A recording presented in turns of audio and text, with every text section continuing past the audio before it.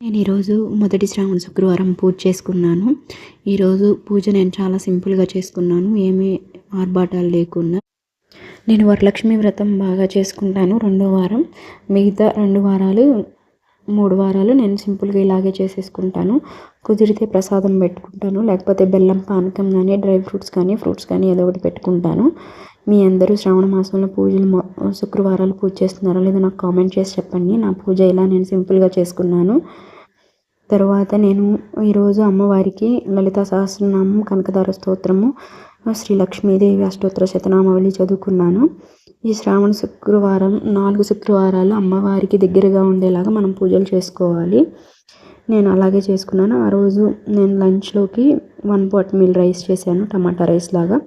అదే లంచ్లోకి మేము టమాటా రైస్ అలా చేసేసాము. నేను పూజ అయిపోయే వరకు నేనేమి టిఫిన్ కానీ ఏం చేయలేదు. దీనికి సంబంధించిన ఫుల్ వ్లాగ్ నేను కింద ట్యాగ్ చేస్తాను, ఎవరికైనా ఇంట్రెస్ట్ ఉంటే ఒకసారి చెక్ చేయండి.